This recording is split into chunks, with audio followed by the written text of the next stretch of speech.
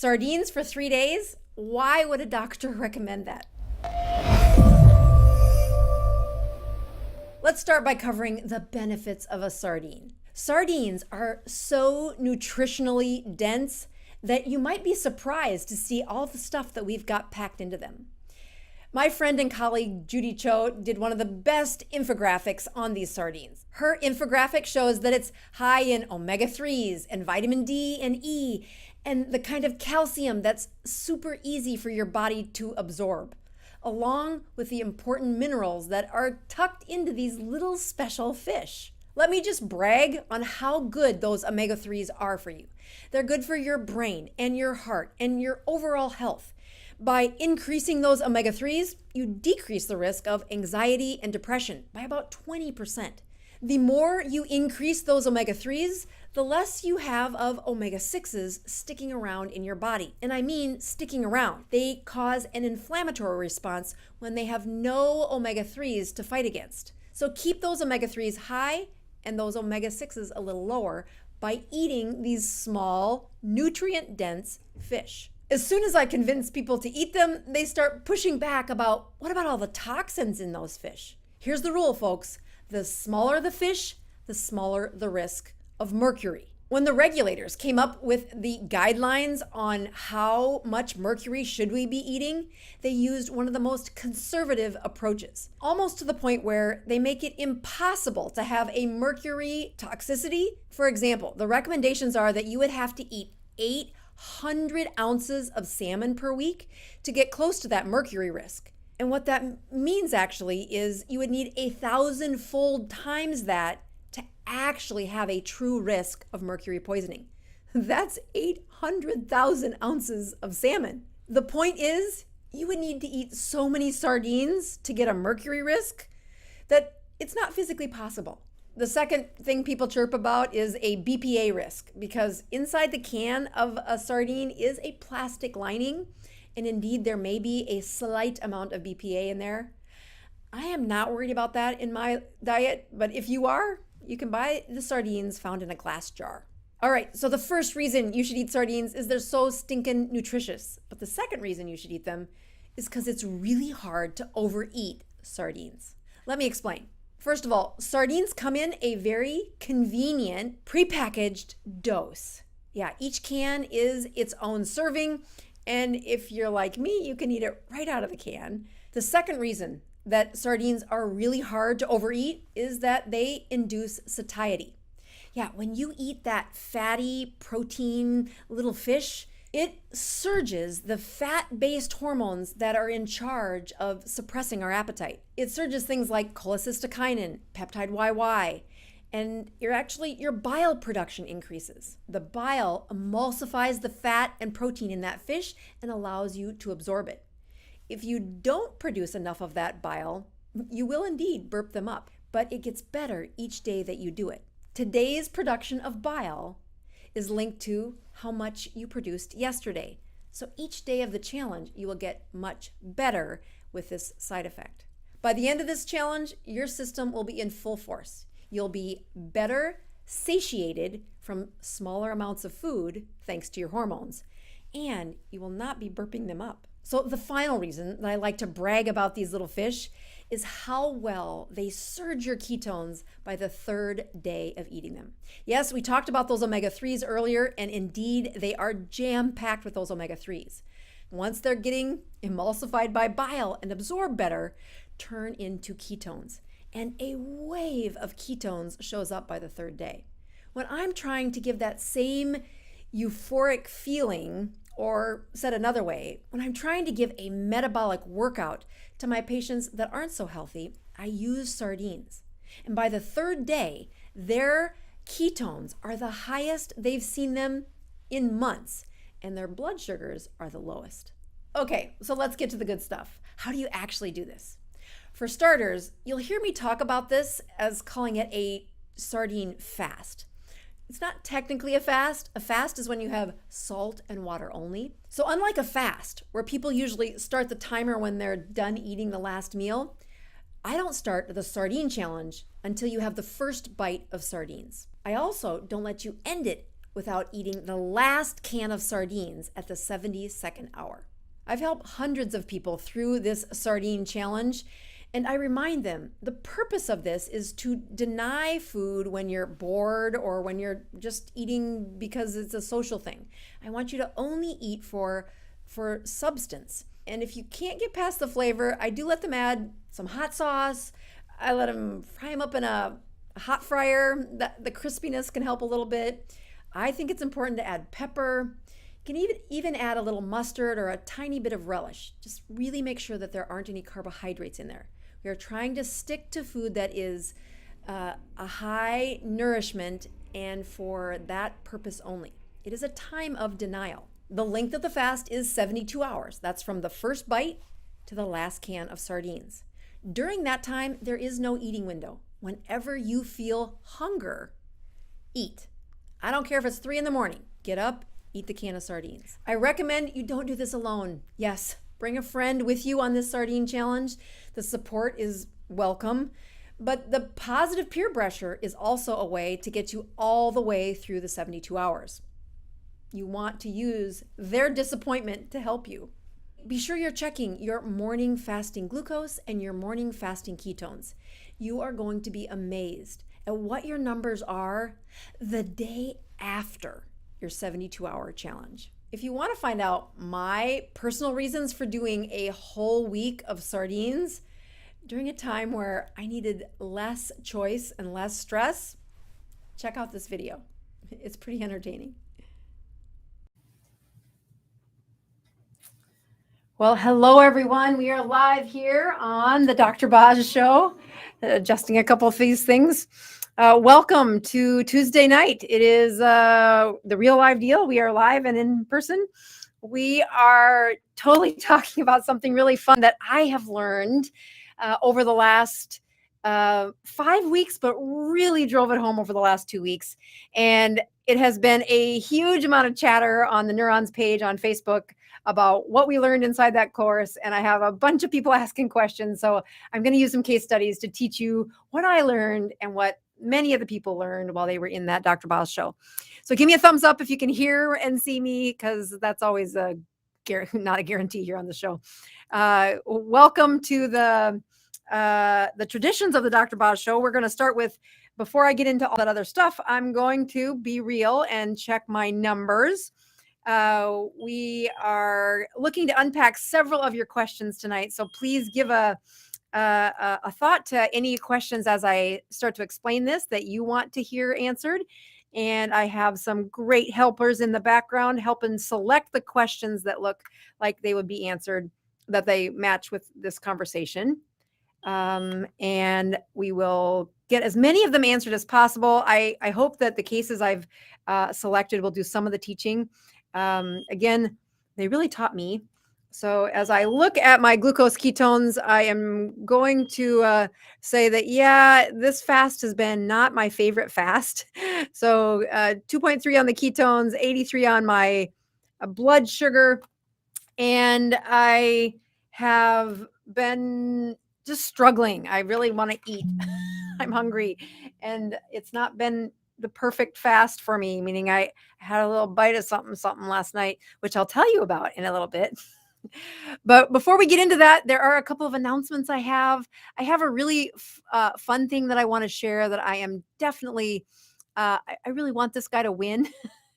He is one of my favorite people that I've met since being in Florida.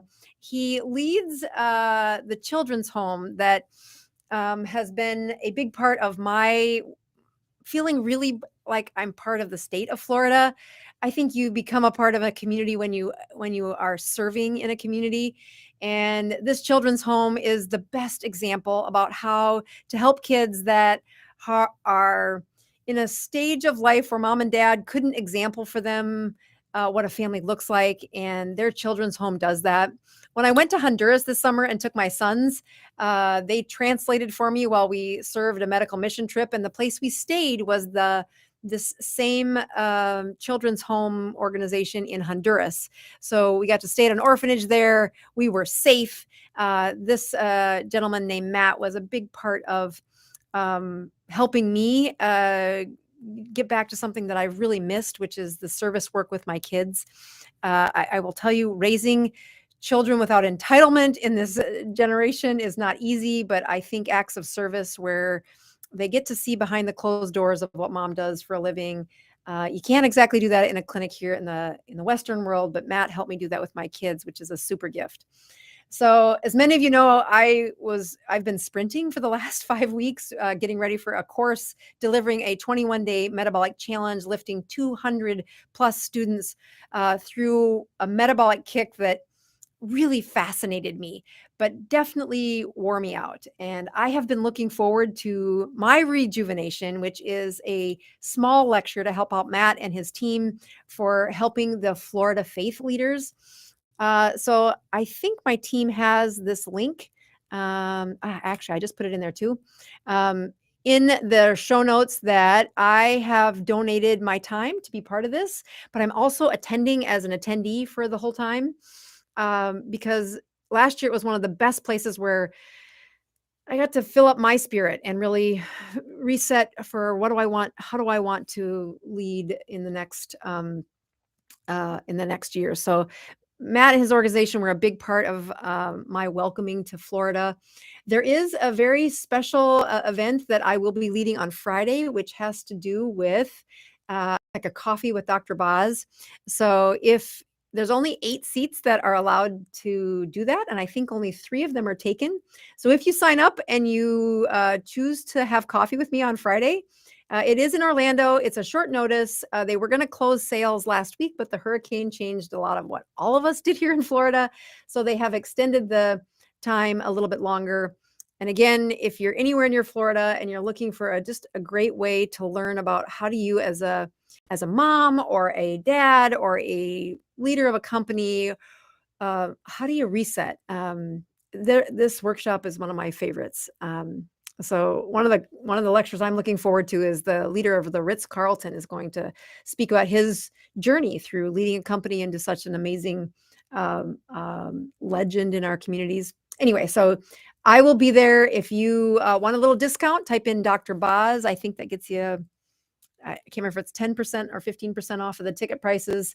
And if you want to have coffee with me, there's a few seats left open. All that money does go towards putting on this conference and really nurturing the leaders that serve uh, places like the Children's Home. So a couple of other announcements. We are done with our course. And we had a few of you that I know are listening right now because I see your names, that at one point you had subscribed for our newsletter and then you must have unsubscribed because I can no longer send you an email. So I need you to go to the bottom of this page and resubscribe.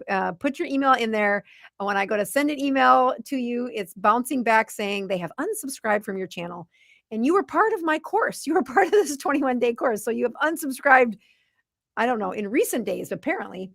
I do want to take just a minute that we have had another banner week for selling this keto combo. Again, when it runs out, it runs out for good. It's the last time I'll be able to do this. So anybody who buys 4 bags or more, we take 25% off. We are trying to get rid of this product because whatever I have on the shelves left on January 1st, I have to destroy, and that's a sin because it's a great product.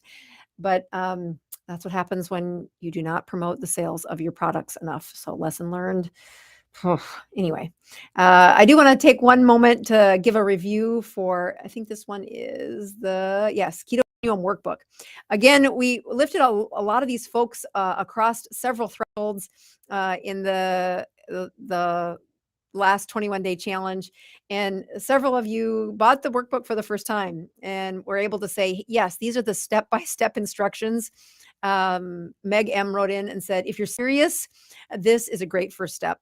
It is what I have all of my patients buy. If you're going to try and see me in the clinic and you don't have a workbook and you don't have the workbook somewhat filled out, you probably aren't going to get into the clinic because you absolutely have to be helping me keep track of what you're doing. Again, the last review on this was in late September. Since October has started here in Florida, we are all cleaning up from a hurricane, but I will read you this quick. I purchased this book back when Dr. Boss released it. I couldn't wait as I read her first book and enjoyed the journey of Dr. Boz and Grandma Rose. Both sad and happy reading. Recently, our house burned down, leaving us with only 99% of our belongings. As we work to rebuild, I live temporarily, setting for the next year, and I knew I had to replace this book along with Dr. Boz's workbook, which I had on my finger to buy, uh, waiting every day, waiting. I will purchase any way you can when we finally move to our home. Thank you again, Dr. Boz, your follower, Natalie. So, Natalie, I truly, my heart goes out to destruction in life. Florida has given me a very appropriate level of fear for hurricanes and evacuating. And we packed up all of our life and put it into a car and drove the cars. Actually, we packed up our pictures and a few pieces of clothing, stuffed the cars full, drove them to a, um, a parking garage that was above the water, and then we drove away. And if the hurricane had hit where it was supposed to hit, our house would have been 15 foot underwater, 10 foot underwater. So I that real fear of dang, resetting completely. I can't truly imagine, but my heart goes out to you for that, and I would love to do what I can to help you build back to a better metabolism. While I'm on the show tonight, I am going to be drinking some ketones. Like I said, I'm hungry, and I know that this fuel I'm about to take will help. I also know that the reason I drink ketones isn't because I need them right now. I have 2.3 ketones or whatever it was. I have a pretty good Dr. Boz ratio, but the ketones definitely have the products that are out there have. Oopsie daisy! I dropped my cover in my glass. The ketones that are out there on the market don't all raise your ketones. I'm trying to show you that when you drink them, you should be able to measure your ketones 30 minutes later, and they should be higher. So let's see if I can raise ketones that are already pretty high. But the product that I'm drinking tonight definitely is it's our keto. I think this one's raspberry, actually. I'll taste it. Yes, this is raspberry. It's my favorite one. It's one of my favorite ones. All right, so we do have several of these good questions that many of you wrote in about. Again, lots of you talked about why is it that what we saw in the class happened. So I'm going to do my best to explain to you what happened. I have several examples here. I'll show you what was going on inside a classroom. Again, this was quite the experiment for me, is lifting people through a strong surge of their metabolism and doing it over a very intense period of time, 3 weeks, to lift them from a place where what I would expect I would have seen a change in a patient. It would have taken a year to get really the kind of metabolic bursts that I saw in some of my stalled patients. But we did it in 3 weeks, and certainly took some of I think this is why this is happening, kind of the mystery of what happens in clinical medicine when you're seeing one patient at a time, trying to collect kind of a Rolodex of outcomes, saying, this is the pattern I'm seeing, this is the pattern. And you put 200 plus people in a program together, you have them all hooked up to metrics to study their glucose and ketones on a day-to-day basis. And then you ask them to do certain things as a group.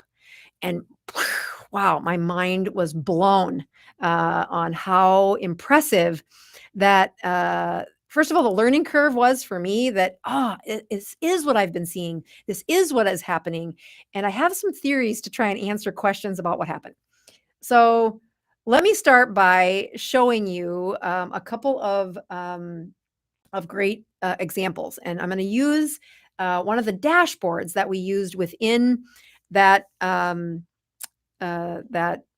course, and we're going to use a couple of the students that have given permission for me to share their numbers for teachable moments. So here we go. Let's go to this scene. Hold on, I gotta look at the right number. Oh, this one, I think. Yes, that's the right one.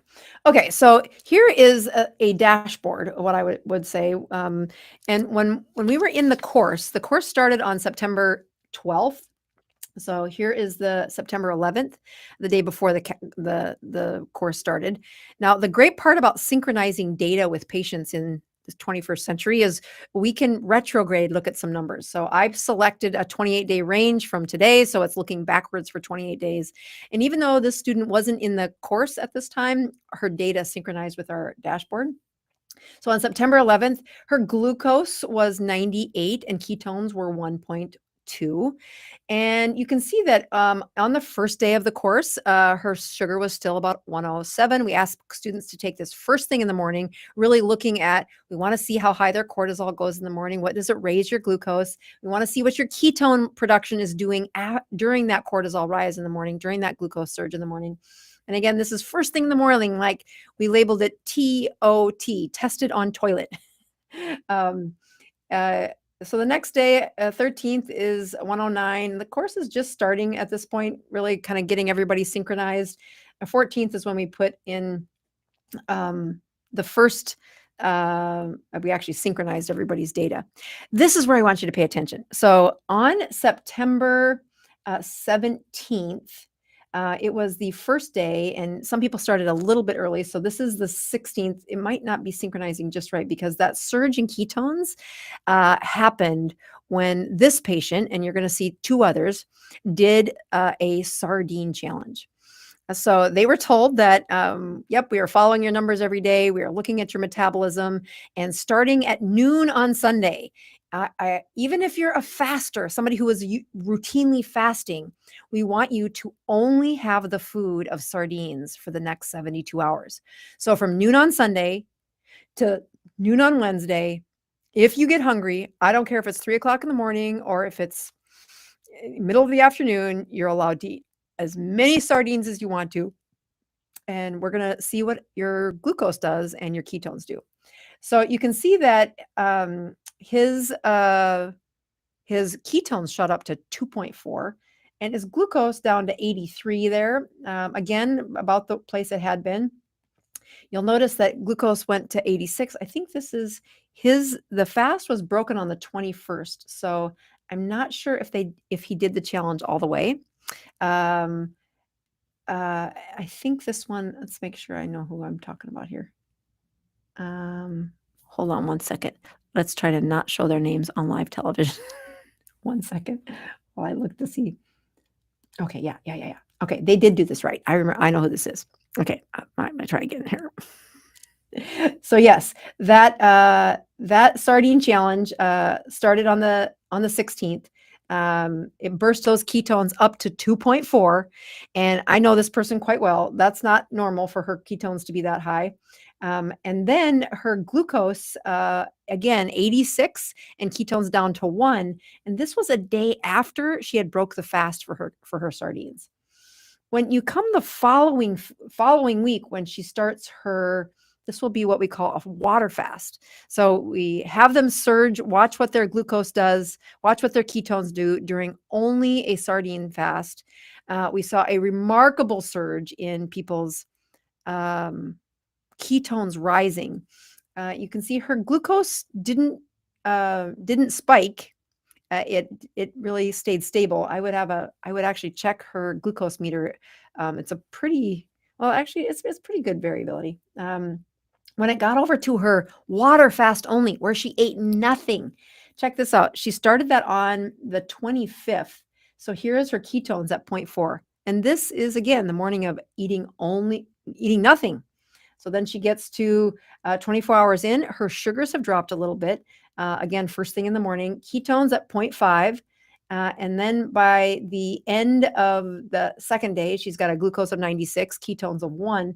And by the end of the sardine fast or the water fast, she got a ketone of 2.1 and glucose of 83. So isn't it remarkable how much higher her ketones went when she was only using sardines as her food and not fasting. We're gonna talk about this. I want to talk about two more examples before I do that, though. So let's go to this example. Here's another place where, again, on the 19th is a Sunday. So this is the morning of the 19th. Glucose of 79 and ketones of 1.6 and glucose of 92, ketones of 1.6. And now we are, I think, a day into only eating sardines. Glucose down to 78, ketones 2.7. Let me just blow it up a little bit further. And then glucose 88, ketones 2.4. So look at that surge in the glucose or in the ketones, and rather flat line for her glucoses. Now, this patient, I will tell you, is a lot. So this one was her glucose of 66, ketones of 4.2. That is so remarkable. She really did see this change here of her ketones during her sardine fast. And then when she went to do her water fast, she got a response of her ketones that she has never seen with a water fast in the past. So I want you to just take notice. This is actually a younger patient. She is not insulin resistant, but she is rather sluggish on how she was producing ketones. So she got a little bit of a rise when she did her sardine challenge, but when she did her sardine challenge and then went to do a water fast, just had a incredible response of her ketones, and then was really good at eating. She broke her fast and her sugar went way up and her ketones went down, which is what's supposed to happen. Very funny. I love you, girl. Here's one more example. Again, here's the 18th. This is before the sardine fast started. So blood sugar 110, and then eating only sardines. So a little bit of a improvement in the glucose there first thing in the morning. But now a day into eating ketones and really seeing those ketones start to rise. Now the ketones up to 3.2, glucose down to 74. This is really typical of what happened again and again and again. I mean, I have 200 examples of these. So I tried to pick, this is the classic example of what most people with insulin resistance saw. They saw this rise in ketones. They saw a drop in their blood sugar. And then after they broke their fast, meaning that fasting is supposed to be nothing, but they had only sardines. So when they went back to eating normal food, and mind you, they're in a ketogenic class, so they're trying to eat keto. Blood sugar up to 100, glucose went down to 0.6, blood sugar 103, glucose down to 0.4. And now this is what happened during his water fast. So glucose of 94, ketones of 0.7, glucose of 81, ketones 0.2. It's been 2 days since he's eaten, right? The 28th. Oh no, that's when he broke his fast. That's Wednesday, right before he broke his fast. And so by the end, he had not eaten for 72 hours and his ketones went up to 2 and his glucose went down to 81.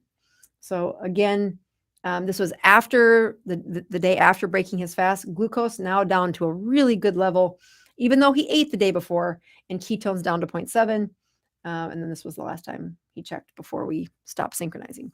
So the point I'm trying to really demonstrate, let's see if I can, I think I can draw on this. If I do this, let's take that away and go. Let's go here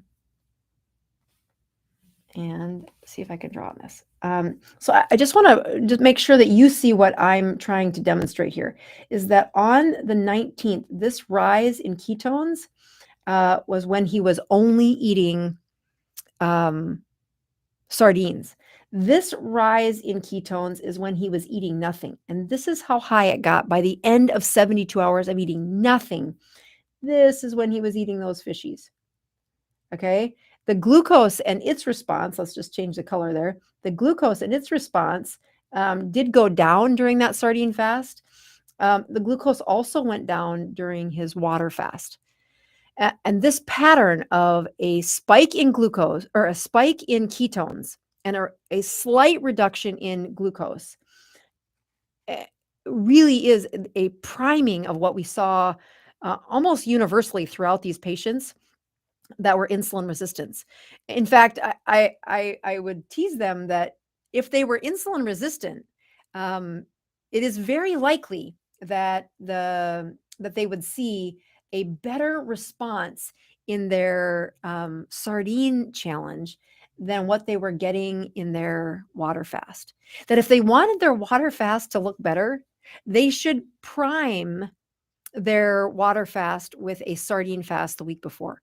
Like if they did 3 weeks of 72-hour sardine fast and then they did a water fast, a 72-hour water fast. So that's not like just a few hours without. It's incredible what we were seeing inside their metabolism. I want to see if I can get. I want to see if I can get to this other place that I really think I can. It's under files. Oh, goody. I think it's here. Oh, that's exactly what I wanted to happen. Okay, so looking at this is again those two examples. Here is where the here's where that that sardine to the 20 right in here. That's where the sardines were for this one. So here's our fish. Okay, notice that this incredible spike in the glucose, and when you watch, or in the ketones, and as the ketones during the water fast were happening, I mean, it mimics what was happening inside that system on the water fast. Again, a pretty stable glucose in both of those cases.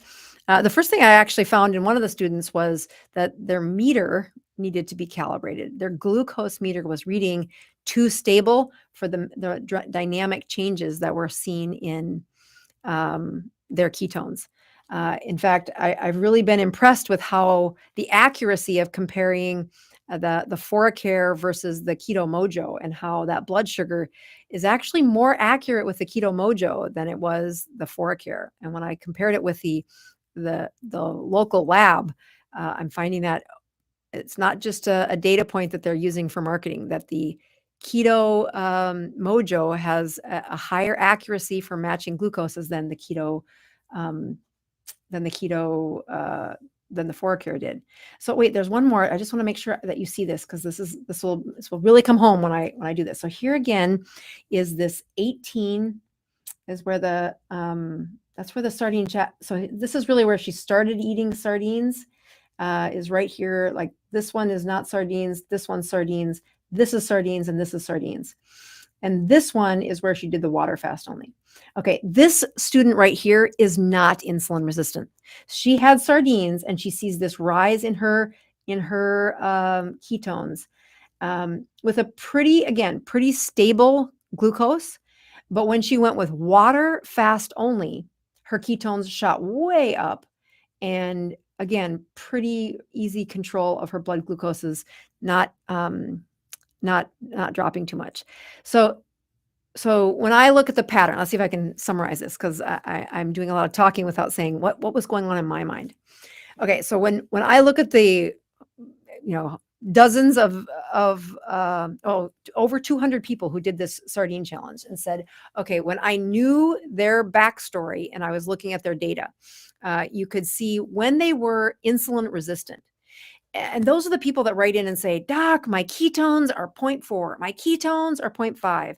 I did your keto thing. I had a 40-pound weight loss at first, and now I'm flatlined. I can't seem to get it to go. And I've started fasting. I can't make it past 48 hours. I feel like doo-doo.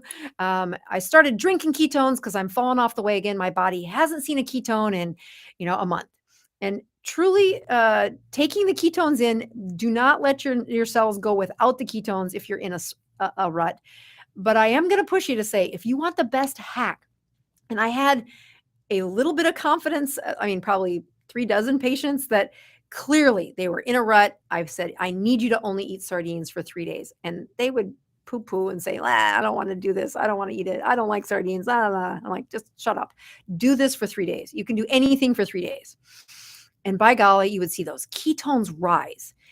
And in many cases, their glucose would drop better than it drops during a water fast. So I'm like, can that be? Can that be? And I'm here to tell you that after this 200 student database infusion into my brain, I am telling you this is what happens when they're insulin resistant. Let me get back. So here's how this works.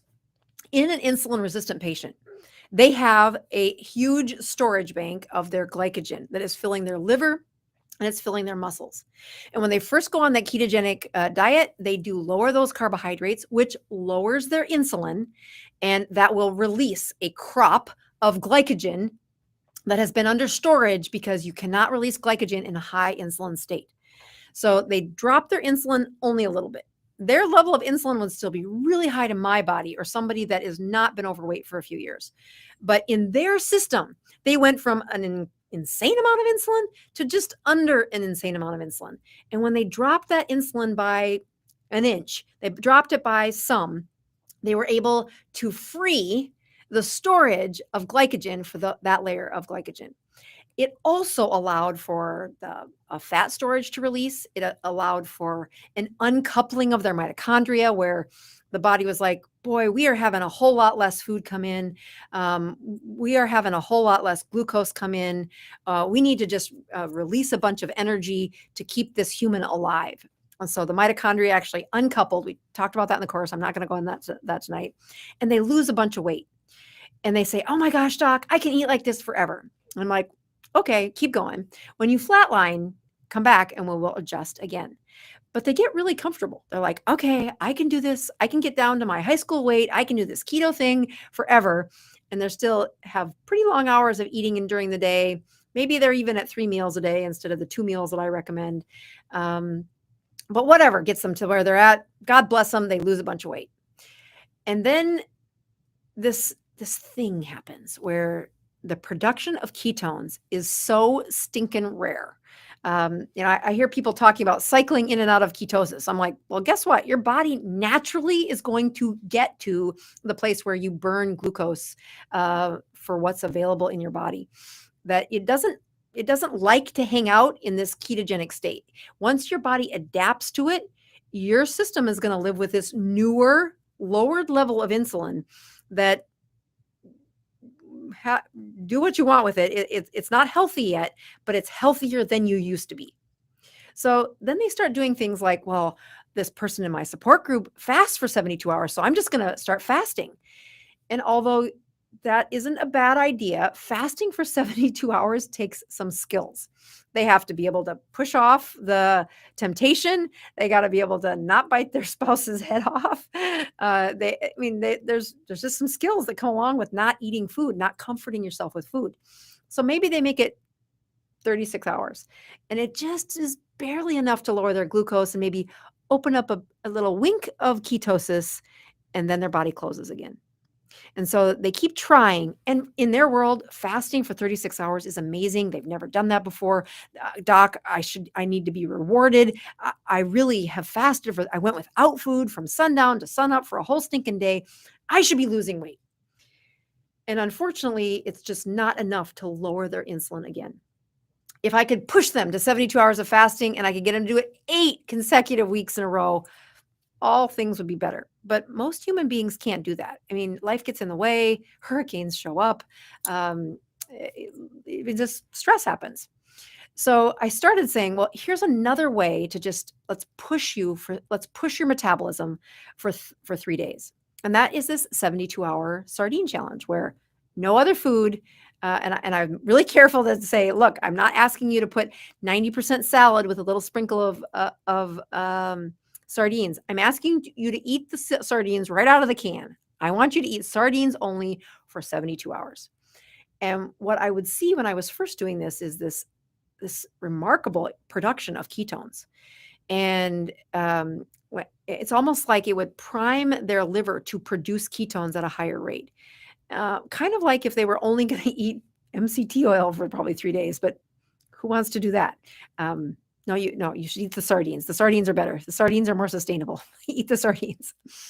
So as you watch this happen time and time again, you start to see that, wow, I've not seen some of these insulin resistant patients be able to get their blood sugars down into the 80s. They're hanging out at 100, 98, 104, 97, 104. And then they do a sardine challenge and their glucose is dropped to about an 80. Now, it's not a 65, which when their blood sugars get down to 65, I am really confident that they are in gluconeogenesis. They've, emptied out their liver of stored glycogen. They've emptied out the stored glycogen in their muscle cells, and they are really holding that blood sugar at 65 because they are having to make the blood make glucose, gluconeogenesis. It is a different metabolic state. Their insulins are really dropped during that time. And of course, if I could get an insulin resistant patient to do that routinely, we would fix all these problems. But some of my insulin resistant patients were fasting like 5 days to get their blood sugars out of the 70s and into the 60s. And I'm telling you, that's not healthy. I have a whole lecture about why that's not healthy. I'm not going to go into that tonight. 72 hours is you're going to get the highest return of your improvement of growth hormone, of norepinephrine, and a surge, a plunge of really stimulating that metabolism. So they weren't getting there in 72 hours. I mean, spending 5 days without eating, that's just that you're not going to find a lot of people that do that. I started feeding them the sardine challenge, and now they're routinely throughout the practice. And you can see this in the healthy patient versus the one that's not insulin resistant versus the one that is. Let me see if I can show you. I think I need to push erase on this first before I do that. So let me just show you this again. Oopsie, push erase. Okay, good. Let's do this one again. Okay, so this is one of the examples. Yeah, this is one of the examples of the healthy person, the person who doesn't have insulin resistance. Oh, oopsie, wrong little one. I'm supposed to do it this way. No wonder it didn't fit. So again, here is what happened. Here, oh, come on. Here is, oh, come on, don't be that way. Oh, I gotta do this guy? I don't know. Oh, I know I'm doing wrong. Okay, idiot. Okay. I'm like pushing the eraser and wondering why it won't write. That's the place where she had the sardines. And you'll see that her ketones went up. Her blood sugar didn't change much. So she really infused a bunch of fat and protein that she could turn ketones into, she could turn fat into ketones. She could use that and really kept her blood sugar stable. When she went with water only, this is the H2O diet, her ketones went way up. And again, she lowered her glucose a little bit. That's what it looks like when they are not insulin resistant. So let me get out of here and go back to my other slide here. And I think it is, okay, so this is the example of what I typically saw in, let me go to this one, see which one of these. Yeah, the glucose going high, and it's this one that I like the best. Yeah, this one right here. Oopsie daisy. Oh, good grief. This is what I wanted. So here is the example where these ketones go really high during a sardine fast, and they improve during a water fast, but not as much as when as what happened during the sardine fast. This is what it looks like to be insulin resistant. So because their insulin went from super high to lesser high, it's going to take them 5 days to start emptying glycogen, or especially fat levels that allow them to get this kind of production of ketones out of their liver. It's just a huge amount of time. But when you are insulin resistant and you have the consumption of food, so that alone produces some insulin. And insulin resistant patients, it produces more than you think it does. But you are consuming the fat that can be turned into ketones. You will see it go into that liver and you will produce an abundant amount of ketones. When you are water fasting only and your insulin resistance, the fat that you're trying to turn into ketones is locked. It's locked inside your fat cells. And you have to lower the insulin enough to burn up the glucose. So that's why it takes so long for that glucose to really lower in an insulin resistant patient. And it's only after that glucose lowers that you can start to see their ketones produce. So this metabolic flexibility, the part that should flip back and forth within within 20 hours of going without food in a healthy person. But in an insulin resistant patient, it's delayed like 48, 72, and even further before we can see that flux of finally burning up enough glucose that their fat cells will allow the energy resource to be present to their mitochondria in their liver. And they can now feel the surge of, oh, that's what it feels like to fast. These people talk about how wonderful it feels to fast, to have ketones of 3.0, or just the euphoria that comes with fasting. And they don't get to see that till the fourth or fifth day, unless they've primed their bodies with a sardine fast. So today at my support group, I was trying to explain this. I didn't have slides like this to show them. And so I'm trying to explain what is the right thing to do for somebody who's insulin resistant. And I said, I want you to have, I would love you to try to fast, try to get to 36 hours every week of fasting. But the minute you start to need food, that you spend at least the rest of that 72 hours eating sardines, eating something that's high in fat, that's giving your liver the opportunity to now turn fuel into ketones. And that's where they get this abundant production of ketones. In fact, I told the lady at my support group today that I would tell you not to fast at all for at least the next 3 weeks. And instead of having a fast every week like we try to do at our support group, I would push you to have only sardines from noon on Sunday to noon on Wednesdays, and really not break that rule. Start with that. And in those insulin resistant patients, we saw this in the group, we saw it really trickle over into people that used to be insulin resistant. I'm one of those that used to be insulin resistant. And when you eat only fat, not only is the volume of food less when you're only eating sardines. I had nobody in the whole class overdose on sardines today, or this past group. But what I really was proud of is how many insulin resistant patients said, "Oh, I feel so good. I finally understand why these knuckleheads go without food for 2 days. If you could feel like this, 24 to 40 hours in." And they weren't feeling that. They were feeling terrible. They were feeling with, their blood pressure drops. We tell them just to, increase their electrolytes. But what they're really missing is their liver isn't producing the ketones like the rest of us. Their liver isn't uncoupling the mitochondria and really surging the energy to come out of storage to be in abundance and in surplus, which is what happens during our fasting seasons. I had this great podcast today. It doesn't air for a few weeks, but it was with Ben Azadi, who's like the keto camp guy. And I think I got to spend like an hour and a half talking about mitochondria and uncoupling mitochondria.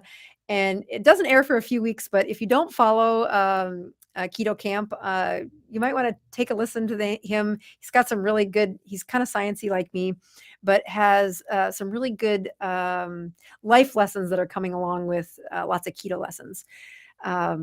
And I got to explain to him today what it means for mitochondria to be uncoupled, why you would want your body to waste energy. And when we're looking at insulin resistant patients, we need them to do this naughty thing of your body, and that is to waste energy. That your body will work really hard to conserve energy, to not waste energy.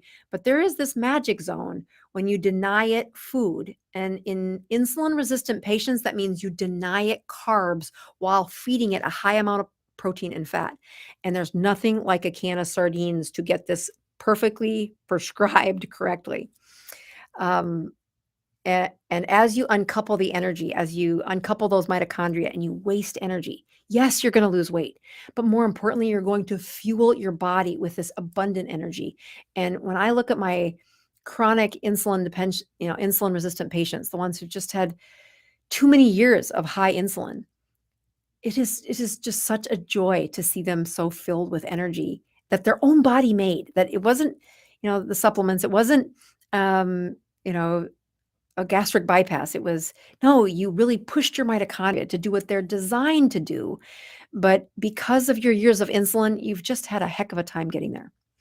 Okay, so I really want to get to your questions. I probably took a little too long to answer all those, so forgive me. Let's go over and get to good questions here. Might have to go a little after because I see there are some really good questions here. All right, let's start with Peter. So, does the sardine fast still let you hit autophagy? the same as a clean fast? That is a really good question. So that autophagy is really a signal of your body using these proteins that are junk. They're wasted. They're not functional. They're not proper. They're kind of pushed off to the trash. And someday in the future, your body was going to either figure out how to repurpose them or clean them up later. So autophagy is a function of a metabolic stress. So I wouldn't, and this is again a guess because nobody can, do a lab that specifically says autophagy. Um, in an insulin resistant patient, getting autophagy to start is difficult. So when I look at a Dr. Boz ratio that gets, south of 30, like in that 30s, 20s, even teens, I'm really confident that they have pushed themselves to an autophagy. You can see that system do this when you do a sardine fast. Like I looked probably at 75 charts, and they were Dr. Boz ratios in the teens, in the teens, in the teens, in the teens, and they were all found during the sardine fast. So I contend that if you're able to surge those ketones and lower that glucose enough to really see that shift in a Dr. Boz ratio, that shift into those lower Dr. Boz ratios really is what we think is sparking the cleanup process. It's a sign of danger. Okay, so your body was designed to fuel from the food that you eat. Calories in, calories out, or what happens when you are glucose fueled. Excuse me. When your body is properly conserving all the energy you eat, you burn the energy that you eat. That's what a coupled mitochondria looks like. An uncoupled one is what happens when the Dr. Boz ratio lowers, and it is dangerous. You're wasting energy. I was explaining this to Ben today, or we were talking about this in his your ancestors that went without food. The first day without food, everybody's a little grumpy. But the second or third day without food, you need to be the guy with the energy. You need to have this strange phenomenon take over your body where you burst out a bunch of ketones. You're filled with energy. So you can chase down the saber-toothed tiger and kill him and have lunch. And if you're the body that doesn't have any extra energy, that didn't have the wasted energy, you couldn't run fast enough to kill to do the hunter gatherer. Well, then you died. So when you watch this season of the body really plunging to produce excess energy, it's in the hope that there's opportunity for fuel or for food, to satisfy our needs. And if the saber-tooth tiger never comes along, if the saber-tooth tiger comes along, you need to be able to get him and kill him. That opportunity is only going to be met if your body is prepared with this strange phenomenon of wasting energy. And so in a state of ketosis where that Dr. Boz ratio is lowered, it's a danger signal saying, yep, we are using our storage. I don't care. We got to get through this famine. We are using our storage. And that signal is what is coupled with the triggering of repurposing proteins that are no longer useful. So can I guarantee that the sardine fast makes somebody's autophagy ignite? If you get a huge surge in your ketones and that glucose lowers, I would say pushing that Dr. Boz ratio to that, that alert sign to your body is going to trigger autophagy. Again, I can't be 100% confident. That's just my expert opinion based on what I see in patients and what I see to happen. Okay, let's keep going. You have so many good questions here. We're going to be here all night. Okay, so Ruth says, do you still hit norepinephrine and high HGH when doing a sardine fast for 72 hours? I would contend that, again, this is related to stress. You're stressing your system. So it's that dramatic shift in the ketones going up and the glucose going down.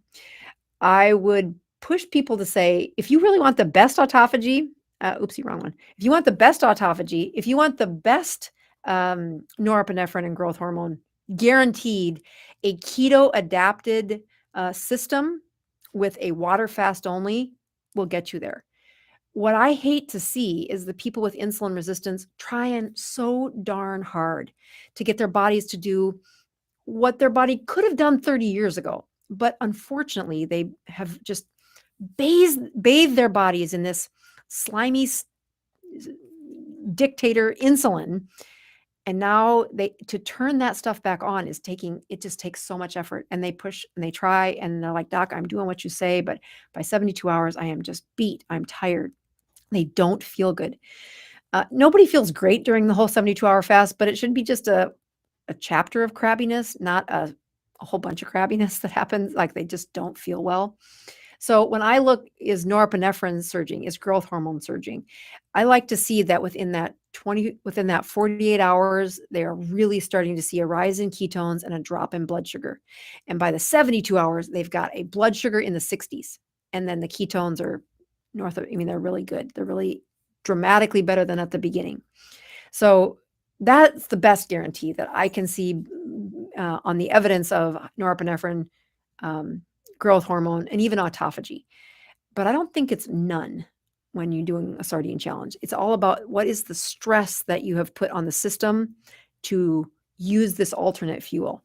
And by gosh, it's quite the hack for my insulin resistant patients who it's hard to watch them just suffer week after week after week, knowing that it was just too many years of insulin that they have had to live through. And because of that, I mean, they're suffering. It's a lot. That's a really good question, Ruth. Good job. All right. Lisa writes in and says, okay, there a need to decrease food portions of my Dr. Boz ratio is around 20. Okay. There a need to decrease food portions of my Dr. Boz ratio is around 20 in the morning. Weight is stalled, history of Hashimoto's, prediabetes, high blood pressure, all much better now. Okay, so her doctor, okay. Guys, I think you need to clarify this question. There decrease of food portions of my doctor. So if your Dr. Boz ratio is 20 in the morning, you're doing great. Keep it up. If your weight has stalled, I need more data. I need more data. Okay. Dr. Boz, I have had great success with your course and have now lost 100 pounds. I have also had success recently with a 2-week water fast only. But someone said you recommended against that long of a fast. Oh, Matthew, this is such a good question. So let me go back to this. So Matthew, if you bought the Consistently Keto course, there is a bonus lecture that is an hour long that talks about the science of fasting and what happens to growth hormone, norepinephrine, glucose, ketones, Dr. Boz ratios. I used that same content in this recent course that I just put on for the 21-day metabolic kick. And actually I was shocked at how many people hadn't seen that, because I'm like, God, hasn't everybody that's on my channel seen that? It's one of my best lectures. Like, I love showing you what happens with the surge in production of norepinephrine in growth hormone and in a fat adapted person, which 100-pound weight loss is definitely got you fat adapted. The highest return of your investment of that fasting is that burst in growth hormone, is that burst in norepinephrine. And that is exponentially increasing over a 72-hour fast. Once they get beyond the 72 hours, there might be a slight increase in the norepinephrine or maybe a 10% more increase in the growth hormone. But there's also quite the risk of a catabolic breakdown of that muscle tissue being used as nutrition. Now, it gets worse every day that you go beyond the 72 hours. So it's not like I'm at 74 hours, I have to stop. It's not quite that critical, not that sharp. But it's that extended fast, getting into that 4th and 5th day of fasting, it starts to compromise what is the risk versus benefit. And not only have I really landed solidly that 72-hour fasting is, it's a great surge of your system. It's a really good challenge of your spiritual growth, because you're going to need some help from the Lord somewhere in there, because it's a lot of 72, a lot of time in 72 hours when you're not eating. but mainly it's that the risk, I mean, you want to see that growth hormone rise, you want to see that norepinephrine rise, but you do not want to see the body's resources tapping into a breakdown of muscle tissue. And the longer that goes, the less production you're getting out of that surge of that growth hormone and norepinephrine, and the more likely it is that they're going to be breaking down muscle tissue. Um, it's for that reason that I also like rhythms that are repeatable. A pattern of doing something. So 3 days during the week where they fast, and then they don't feast for 4 days. They have an eating window that is very stable in the 4 days that they eat. And when I look at somebody like the gal who says I'm having trouble losing weight, I would say pushing her to a 8 weeks of 72-hour fasting, and then it's during those other 4 days that I need to say, yes, your eating window is only 3 hours or 4 hours, whatever she's at. And it's a stable number, and it is not gluttonous. It's not like they're just eating to gobble everything up in those 4 hours. When food turns into this intense source of pleasure, you lost. That's not what we're doing here. We're trying to find a rhythm that's stable. So it's for the breakdown of muscle tissue that I worry about when especially the older folks get, the easier it is to flip that switch and break down that muscle tissue. But it's rare in the first 72 hours. So pushing them to 72 hours, pushing them to 72 hours, pushing them to 72 hours. And then that other critical part of the equation is on the 4 other days they're eating, it is an eating window that is only this many hours, whatever they were at before they started. And it is during sunlight hours. It's not from 7 o'clock till midnight. It is during the high hours of sunlight where you get the space for your metabolism to really do the reset it should be doing when you sleep in your sleep. Okay. So yeah, there's a couple other ones. Okay, we'll do 2 more and then I'll check my numbers and we'll call it good. So Matthew, awesome question. Jamie, if you have a problem with digesting fat because your pancreas, what can you do? Well, pancreatic enzymes are a prescribable option. They are very expensive.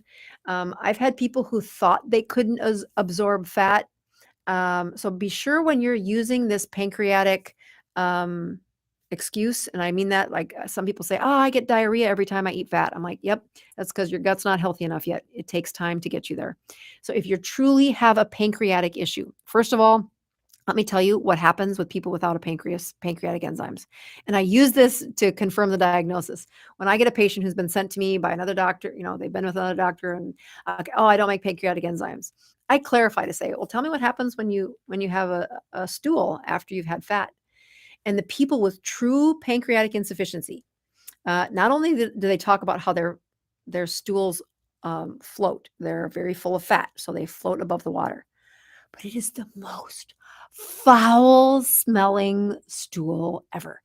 Like they've learned you don't pass gas in public. You sure as hell don't go to the bathroom in public because you will clear out not only the men's or women's bathroom, whatever you're in, but the other ventilation in the other room too. It is the most foul smelling stools ever. So if that's not you, then you're making some pancreatic enzymes because there is something to people without pancreatic enzymes that is unique, and that's the smell of their stools are terrible. All right. So check that history. If you do have pancreatic enzymes, you got to replace them or you'll die. You can't absorb one of the some of the life-sustaining nutrients, essential nutrients or fats, and without them, you'll die. Okay, let's go to the other final question. Here we go. Alex, are you recommending we do sardines 1 week and then fasting the next week? I think that's a good way to do it. Somebody said, how many cans? And what about cow fat fast? I'm telling you, the problem with a cow fat fast goal is it tastes too good. The other major part about a sardine fast is nobody overdoses on sardines.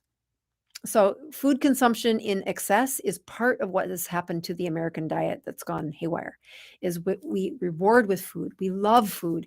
And we have got all these amazing culinary benefits that make it easy to love food. Cows are part of that. I'm a beef farmer's daughter. I'm a hog farmer's daughter. I love it. I think it's great. But I'm telling you, if you want the kind of outcomes that we found in this class, there was something dramatic about, yeah, nobody overdosed. Nobody had, 3,000 calories full of sardines in a day. I mean, at the end of the sardine challenge, I said, I want to know how many cans of sardines you consumed every day. I never saw a number north of 5. I think there was 1 or 2 5 cans in a day that I saw. And it wasn't for all 3 days they ate 5 cans. It was the first day. The second day, it was like 3, then it was 2. It's just the level of satisfaction from food is easy to find when you quit putting so much variability on your tongue. And if you've had food addiction, yeah, it's a great way to work on that. All right. I am going to check my numbers one more time. We did go over a little bit. I apologize for that, but all those were some good questions. Let's see. I must give a lot of credit to a gentleman named John Ford. John Ford was I see this gal wrote in saying something about doing sardines for longer. He did the 72-hour sardine fast and said, well, gosh, if it works good for 3 days, let me do it for a month. And then he kept track of his numbers and he sent them to me. And John Ford, I have just taught so many people through your example. I just need to say thank you. All right. So I really do would love to see some of you at the Faith Leadership Summit that I advertised earlier. I'm going to check my numbers here to see if they got better. I do want to show you that at the end of this, there'll be an end screen for the 8 lessons that you need to know to succeed on the ketogenic diet. So if you're new to this and you're just trying to figure out how to do a ketogenic diet, we're going to put one of my favorite videos at the end of this that will link you to that. So let's see how I did. Yes, this is, ketones up 3.3. Ha! And glucose is down. That's what a supplement is supposed to do. And again, I don't have to take a supplement. I'm showing you there are supplements that raise ketones and there's others that don't. So know what you're doing. All right. See you next week, everybody.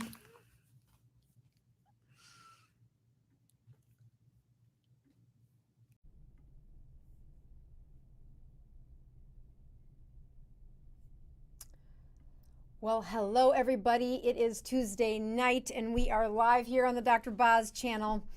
I will give you a little heads up that I am definitely feeling under the weather, and we may cut the show a little bit short, but I just couldn't skip this lesson. It is truly one of my favorite parts of the 21-day metabolic kick, and we have had lots of questions over the last 6 months about our first time through this experiment, and now I have a fresh classroom of people that have just done this experiment. And it leads to probably the most important reason that I would push people to sit in this classroom for 3 weeks is to learn the lesson you're going to learn tonight. But I hope I can transmit it from what happens in this classroom to what happens out there on YouTube, because it is probably the best kept secret in the metabolic world. And we are going to use a couple of students from the 21-day class here today to give you the lesson on why is this insulin-resistant patient responding so well to this challenge, and why is the guy that's got a higher, stronger metabolism not getting the results. And we're going to unpack that tonight to the best of my ability as I start out with a few traditions that are here on the show. One is to check my numbers. And tonight I will not be taking any supplements because, well, we are in the midst of a true challenge in our classroom, and I like to, well, do as I say and say as I do is to example that being in a fast is really good for people and is possible at all stages. And when I've got folks in the classroom that say, I can't possibly fast for 72 hours, I like to join them. So I've been fasting. I've had a really clean fast since Sunday. I am working to get to tomorrow. And especially with the infection that, or whatever landed in my face over the last 2 days, I am telling you, I can't wait to go to bed tonight. We're going to start with some ketones here, checking my ketones, and then checking my glucose, sharing those numbers, and then getting right into the lesson. Boy, I sure like to see all the folks in the chat tonight I have a few folks that saw me this afternoon and said, "You're looking better than you did this afternoon." And I want to say thank you to that because, yeah, ketones 3.7, glucose 56. This is 72 hours into my fast. And I'll tell you, if I wasn't fasting and I came to me as a patient, I would tell me to fast if I was having whatever has happened to my face and really caused my swelling. I don't know what it is, but I can't wait for it to go away. And it's way better than it was, but oofta.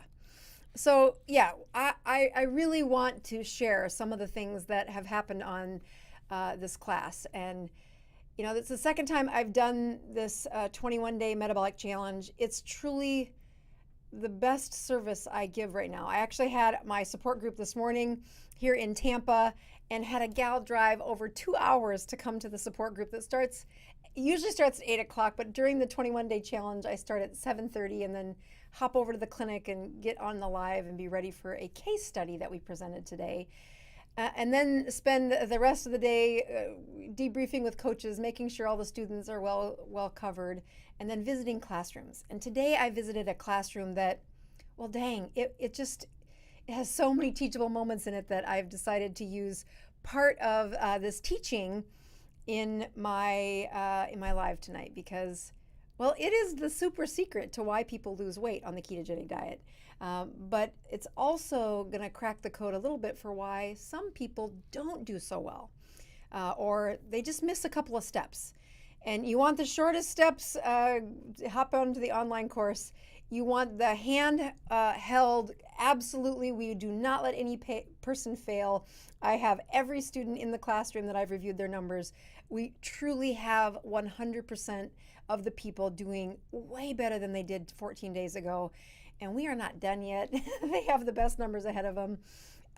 That's what this challenge, this 21-day course is about.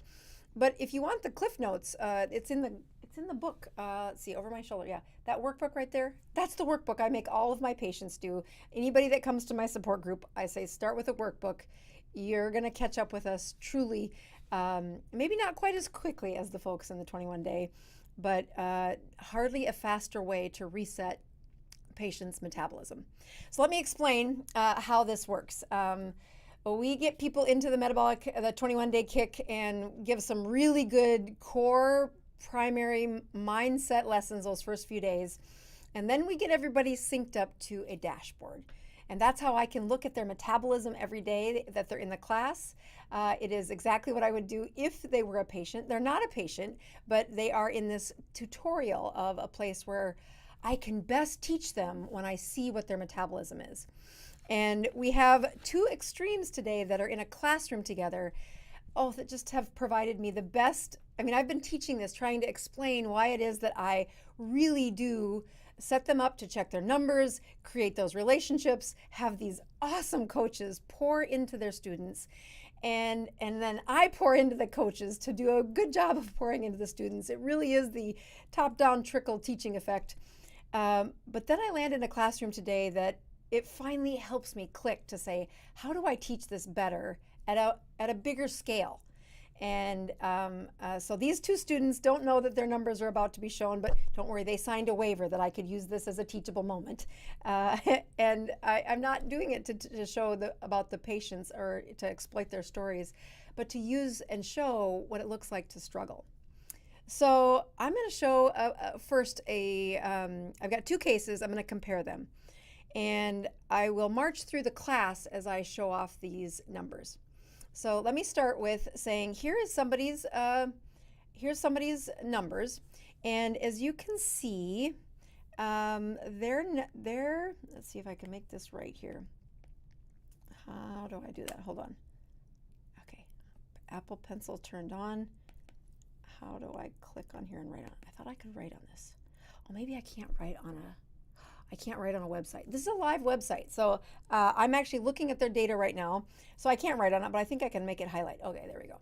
So this actually was 2 days into the course when we finally synchronized all of their information. And you'll notice that this blood sugar is at 159. Their blood ketones were at 0.5. So if you're looking at a Dr. Boz ratio, that's like what? 500, 400 and Yeah, about 500 or so, 400. Anyway, plenty high. And this patient is a diabetic. This patient has been trying to get their blood sugars down. It's really been trying to do a better job. And she really has had a tough time just capturing that impact of how do I get those blood sugars down? How do I improve this?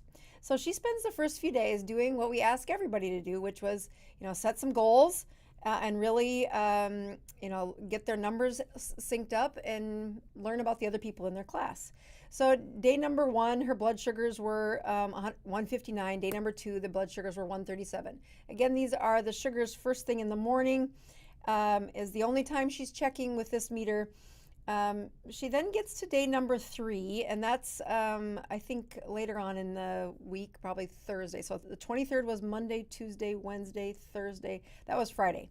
Okay, and now Friday we warn them. We say, all right, on Sunday, we are going to start a challenge. We are going to ask you to eat one item for 72 hours. And that item is sardines in oil. And so we asked them to eat the sardines in oil. Saturday, she said, oh, Lord, I don't know if I can do this. Let's eat something good. That's not a bad thing to do. And I believe on Sunday, which was the 29th, or was Sunday the 30th? So right in here is when she starts to eat her can of sardines. And when you look at her metabolism, she has really struggled in the past to get her ketones to go higher and her glucose to go lower. And I think actually she took a couple of days before she was able to get the sardines into the amount that we were looking at. I'll be honest, there was some confusion. And I'm saying that with a little bit of a hairy eyebrow going, confusion, is that what we call it?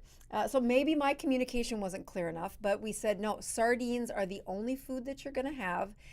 The sardines will be a place that your all of your food comes from, and that unlike the fasting, which I'll explain here in a minute, the sardine challenge starts with a can of sardines. So you do not get to start the 72 hours of eating until you eat the can of sardines. That's when the clock starts.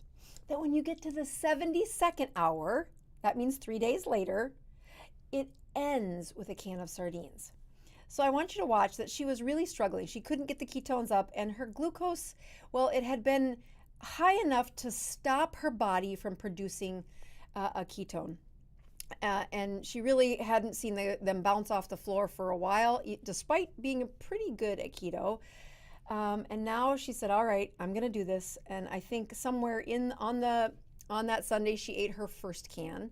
But you can already see that her ketones, well, they're not on the floor anymore. They're 0.9. And for a diabetic who had an average blood sugars 6 months ago in the over 200 range, to have a morning glucose of 126 and her ketones of 0.9, well, if that was the best she did, it would still be a win. But here's what happens the next day. She's able to eat a couple of cans of sardines, and she sees the ketones now above 1. The first time she's seen them above 1 in a long time. She eats a couple of cans of sardines that day. The first, I believe, was a Tuesday, and the second was Wednesday, and that's when she finished eating her can of sardines. And so now she's had 72 hours. And in fact, she might have had her final can on this day. But what is next is how I really get to show off that this plan, especially for somebody who's insulin resistant, shoots their ketones up higher than they've ever seen it before. So there's a couple of things happening in this patient. Not only was she able to get, look at that blood sugar, down to 112. Again, first time she's seen that down to 112 in probably months. But that ketone is also now way off the floor. So a couple of things are happening in this gal that as she is eating that can of sardines over and over and over again, not eating any carbs because there are no carbs in sardines. And anytime she is hungry, she's free to eat as much as she wants. She can eat 15 cans a day. I don't care. She can eat them in the morning and at night. She can eat them in the middle of the night. I don't care. I just want her only eating sardines for 72 hours. And three things naturally happen in every patient, but especially in somebody who's insulin resistant. First of all, asking one of my insulin resistant patients, especially one who's diabetic, to eat nothing, well, it scares the tar out of them. And many times their metabolism is not ready to do this churn of ketones that, well, I need them to do in order to do a good job at this metabolic shift. But when you swallow that fat, she was able to not only in a fishy fat, it has short chain and medium chain triglycerides, but there's also plenty of oil in there. So it is a very high fat and some good protein menu. And it's also portion controlled. And I don't mean that by saying that she was limited in her eating. I mean that, well, when's the last time you smelled a can of sardines? As soon as you open the can, somehow your appetite is a little less. But in fairness, she was hungry until she ate the sardines, just like I ate sardines and every student in the class ate sardines. And as she swallowed the fat, her fat that went into her liver, especially those short and medium chains, it actually skips the digestion, slips right into her liver. And because there are no carbohydrates coming in her mouth, and well, the carbohydrates in storage are kind of locked in many ways in insulin resistant patients. They have to lower the insulin to release some more sugar. So you'll notice on those first 3 days, just in being in class, she improved that her intake of carbohydrates was better. And so her sugars went down a little bit, but her ketones stayed pretty low. She didn't make a lot of ketones. So she probably wasn't feeling very good. As she gets into the sardine challenge, and now she's got even less carbohydrates coming in her mouth, and her body lowers that insulin a little bit more. Enough where she's got blood sugar that's in the 120, 112, much higher than it should be, but that's not abnormal for a diabetic.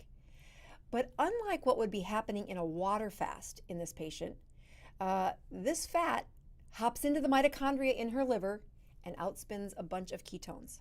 And that first wave of ketones, well, some of her body's hungry and they use it and they use the energy, and she's got ketone metabolism happening all over the place, probably in many cells that she hasn't seen that haven't seen fat or ketones in a while. So then she goes to the second day and she's eating more sardines and fat, and now she's got too many ketones. She has enough ketones where she's spilling them over into the urine. Because now by day 2, not only is her liver putting out a bunch of ketones because, well, she had access to the fat. She swallowed the fat. And her first round of ketones sent out messages to her body. It's a signaling agent. Ketones, yes, they give you energy. Yes, they're good brain fuel. They suppress appetite, but they're also a signaling agent. And one of the signals that happens is when you have ketones in circulation, it stimulates the liver to make more ketones. So ketones beget ketones. And although I talk about this when you take supplements, there is nothing better than a wave of ketones that's coming out of a sardine fast in an insulin-resistant patient. Because let me show you the opposite of this, or somebody that's healthy, that's not diabetic. So I'm just going to remind you, I saw one question here saying, I'm confused. I'm extremely insulin resistant and have pounds to lose. Do I start with 3 days of sardines? No, you've got to do a couple of things that we did in the class first in order to get there. But as you look at her insulin resistance, what happened here at the beginning of class when she just was checking her numbers, well, her body couldn't have access to the fat. You're like, wait a minute, she's overweight, she's got fat to lose. Why couldn't she have access to the fat? And that's because that blood sugar of 159 is far too high to release any of the stored fat. And this is the paradigm that insulin resistant patients end up in. If we could get their ketones high, well, then their appetite suppresses, their liver wants to make more ketones, and especially if they're eating that high fat, they are able to make more ketones, specifically if they're eating the short chain fat and the medium chain fat. So in that sardine challenge, not only was she able to put out that first wave of ketones, but the first wave of ketones led to the second wave of ketones. And that's what started to happen here. So again, this is that first can of sardines where she finally has the ketones off the floor. Maybe it's the second can of sardines.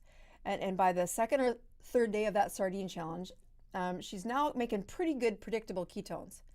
And this is what happened after she stopped the sardine challenge.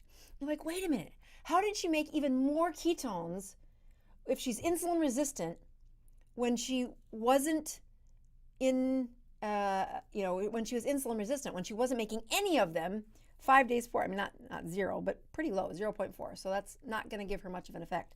So how did she get to 2.3 when, if you look at the menu of what she ate on the 5th of February, and you look at the menu of what she ate before the sardine challenge, they're pretty similar.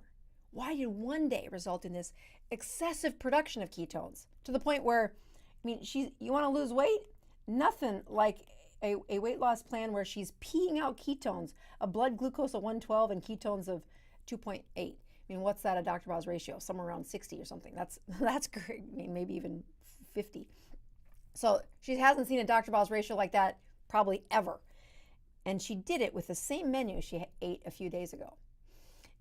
Part of the answer there is that momentum that she created by starting to produce ketones. Ketones beget ketones. That wave of production is something that when you start that momentum of metabolism, especially in an insulin-resistant patient, as long as you can keep the insulin down, as long as she doesn't binge with carbohydrates, which she shouldn't be doing in class, at least for 21 days, keep it together for 21 days, she is going to get this kind of results. Okay, so now let's go to our other patient who's not insulin resistant. He signs up in the class because, well, he was having trouble. I think I can do this here. He was having trouble losing weight. So I think this is the one. Yeah. So here's his exact same timing. And this man is 6'1". He's lost about 70 pounds on keto, done pretty good. And he's been stalled. Like, he says, I really wanted to put on muscle weight. My wife of 30 years says, good job, honey, for losing the weight, but you lost a bunch of your muscles. And I'm just really worried about you losing any more weight on this ketogenic diet. So he joins the class to say, all right, doc, teach me how to build muscle on this ketogenic diet. And I said, well, what have you heard me teach about before? It's like, well, you tell me that you got to have ketones in circulation in order to protect the muscle from not being broken down. Well, he starts the class. Again, this is when we synchronized his, and maybe I pushed that wrong oh no, I did it right. Okay. So he starts class on the 23rd, but on the 25th he synchronized his numbers. Ooh, let me grab those. So his ketones, or his glucose, is 84, and his ketones are, well, they're even worse than the diabetics. They're low. They're 0.2. But again, he's metabolically healthy. He's pretty, not super lean, but he's lost most of the weight that he wants to lose, and he just can't figure out how to crack the code on what's going on with his body. So he comes in, the next day he checks numbers, and he goes a few days without checking numbers, which happens sometimes. These humans do things that I would say, no, I want you to check the numbers. But then on the sardine challenge, he's checking numbers. So the morning he gets up, his blood sugar is 92. That should have been the first day that he ate sardines. But for sure he was eating sardines by the 31st, which was the Monday. And on the 2nd, well, he did have better ketones. But look at the ketone production in this patient relative to the overweight diabetic that I just showed you a minute ago. His ketone production, well, it just made it to 1. So that's a Dr. Bow's ratio of 96, because it's 96 divided by 1. Even I can do that math on live television. And then the next day, his ketones kind of petered out a little bit, down to 0.7. But his glucose is okay. But, all the way along, his glucose was pretty okay. So, well, why in the world did his body not do what that other gal's did? And the answer is, well, this guy's healthier. He's not as insulin resistant. So he's putting that fat in. He's putting his metabolism in. And although it is going to prime his body, this sardine challenge did prime his body for better ketones because, well, they're off the floor. Because here's where they were at the beginning. He gets to a 0.5. We finally have a 1. And then a couple days later, we still have a 1. And then he breaks his fast, and and by fast I mean he ate something besides sardines, and his glucose went to 78 and his ketones went to 0.5.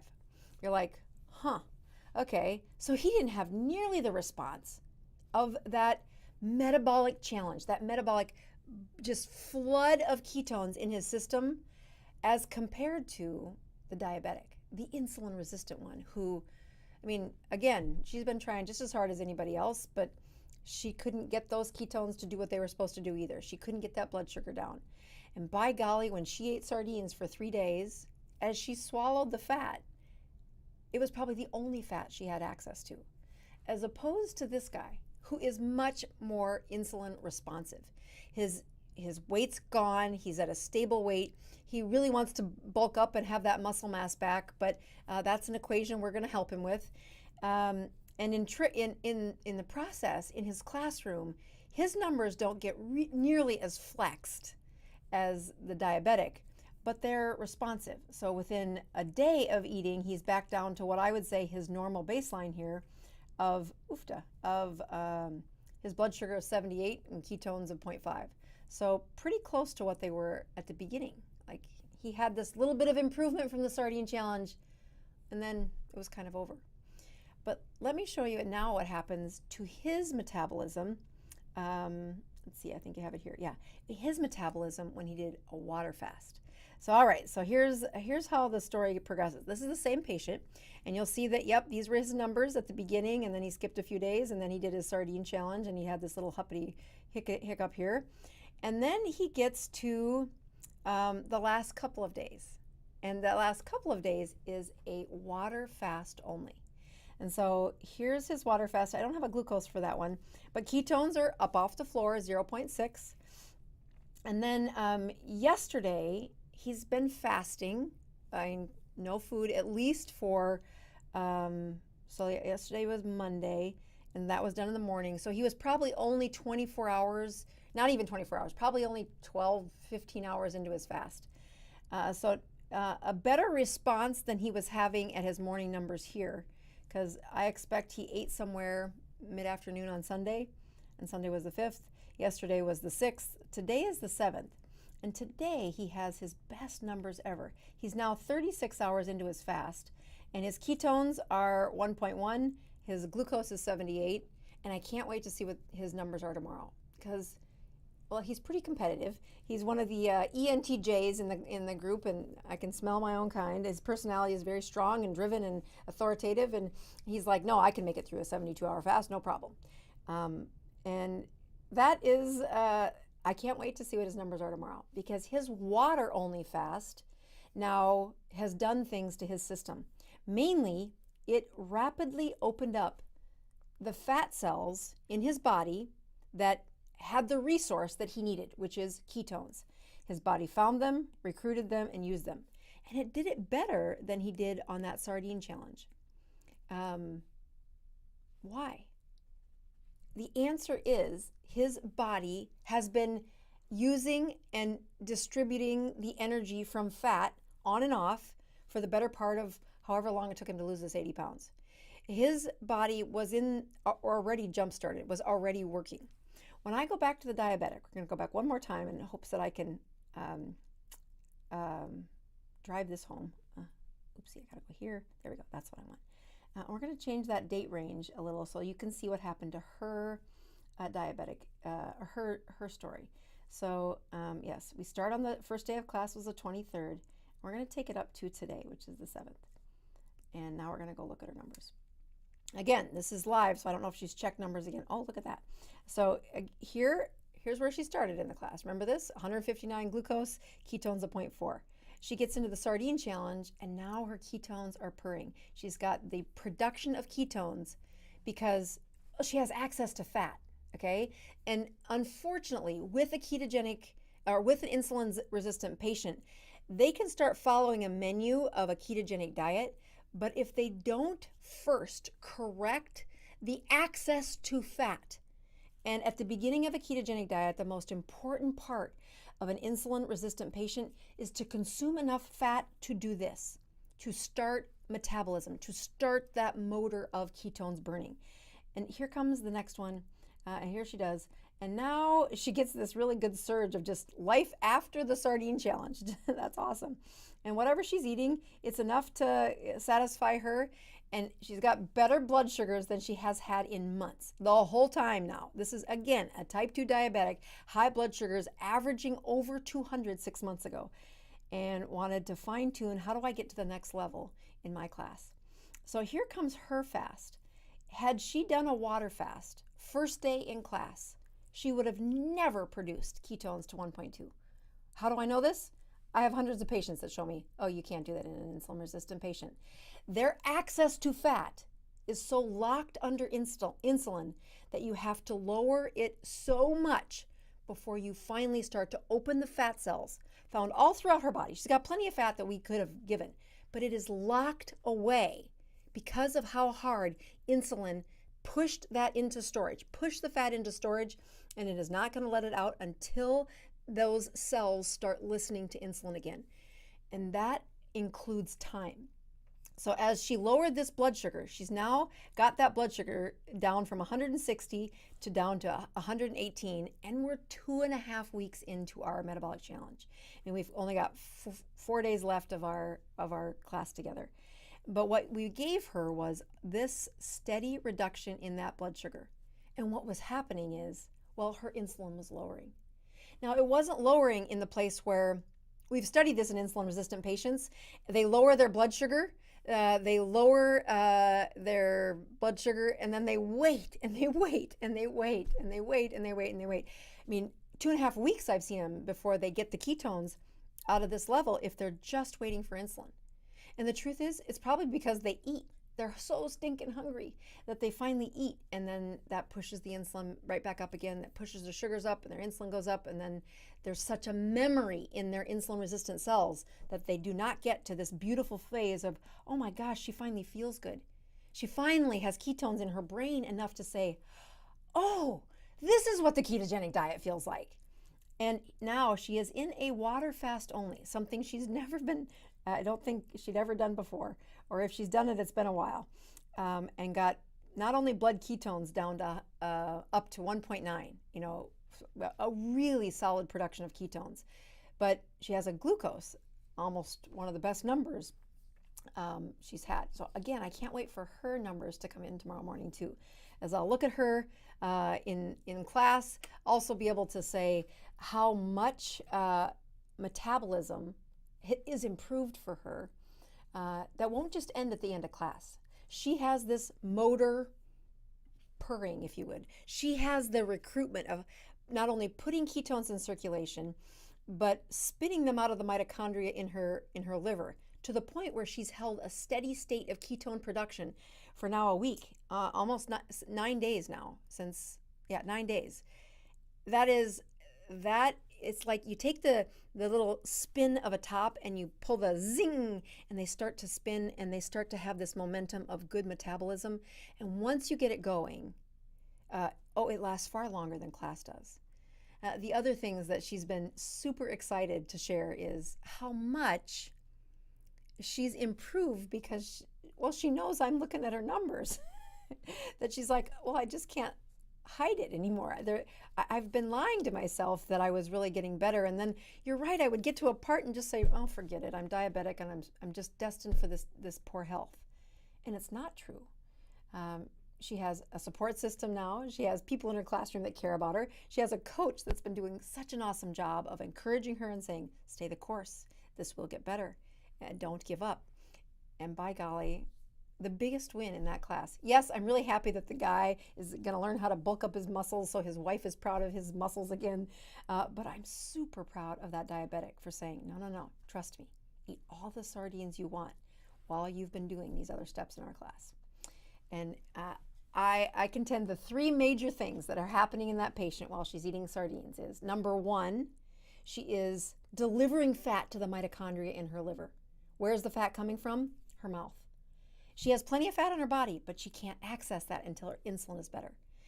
Once that fat starts to spin, she has a metabolism that is guaranteed to grow each day, but you have to start it. And that's the biggest puzzle with an insulin resistant patient.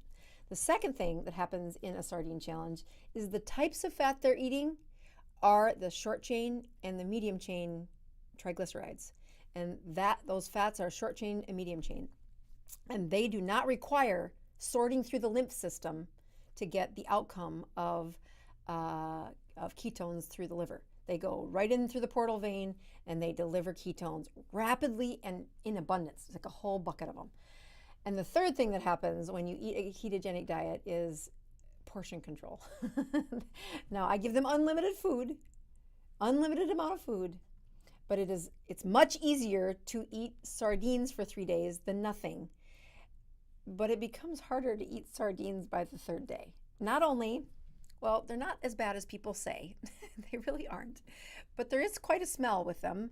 In fact, I think they smell worse than they taste. And they're very satiating. By the third day, the gut is really good at absorbing it. They really do feel full. And that hormonal signal that says you're full, it overpowers any white-knuckled discipline that any of my patients can have. All right, so that brings me to the place where your questions are going to tell me if I did a good job or if I lost my audience. So let me see here in just a second. Before I hop over to those questions, I want to do one thing because I like meeting you guys. Circle with video. Why is that not doing what I want to do? Hold on. Don't give up on me here. Let's go to here. Oh, I must have turned it off.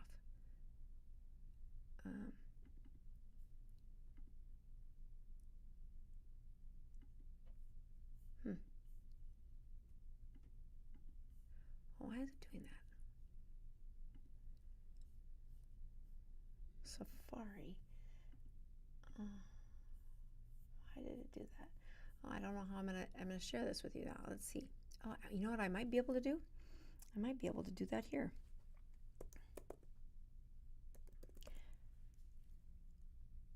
Oh, no, I gotta go to the web. Oh, I know what I need to do. Just hang on 1 second. Don't give up on me here. All right, so I get to have a live conversation in, there we go. I get to have a live conversation with my friend, Robin, in 2 days. We're not sure if we're doing it on Instagram or YouTube, but I want to tell you that I am working so hard at trying to condense my message for KetoCon into the 40 minutes that are required that you get to get on stage and give a good lecture. So I'm continuing to work on that. If you want to come meet me or join some of the folks that are going to be my coaches, I think we're going to have a few coaches come to KetoCon with me. Please join me in Austin. The price is right. Add the Dr. Boz code DRBOZ if you want a little discount. But unlike the other places that I go, which I go to some kind of nerdy places where they do lots of advanced science. One of them is Metabolic Health Summit. That's where bench scientists come. They talk really nerd stuff that I care about, but it helps me to take better care of patients. But you'll see me in the front row or the second row the whole time because I want my continuing medical education points, and that's where I get them.